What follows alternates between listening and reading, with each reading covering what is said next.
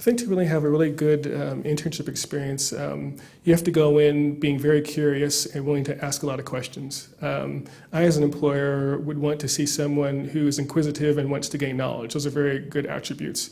People who are not engaged and not asking questions, I get the impression that maybe they're not interested in being there. So people who display curiosity and ask a lot of questions and try to get information are people that I'm going to value and want to have in my organization.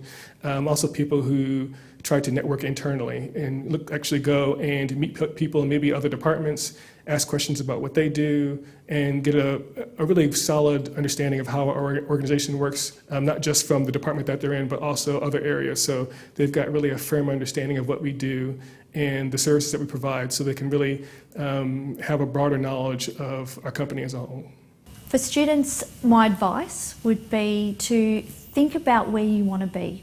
What do I want to do in my career, and making the most of that placement opportunity that I've been given. So if it's a paediatric nurse I want to be, then making the most of any paediatric placement that I get, making sure that I'm talking to the manager of that area, the educator, the facilitator, the staff.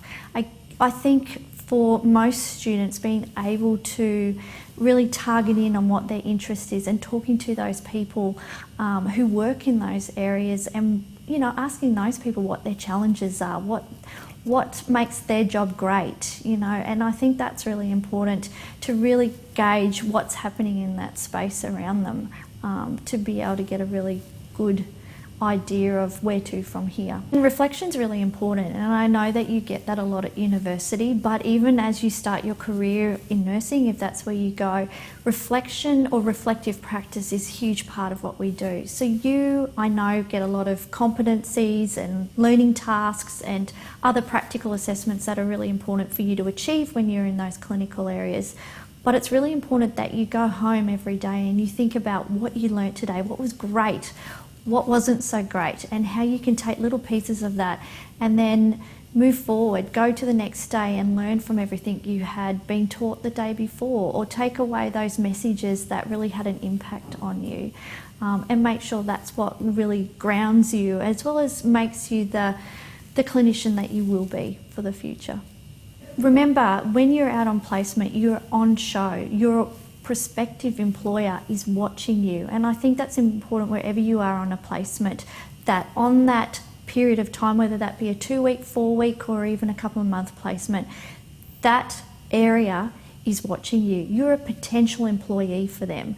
So that's really exciting for you. So you have to make the most of those opportunities as they come around. Think about, this is like an interview process for you. This is an interview for a potential employment opportunity in your future.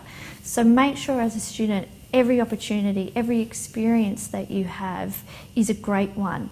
Any feedback you get is a great thing. Don't ever be afraid of feedback. Feedback is going to be what develops you as a clinician.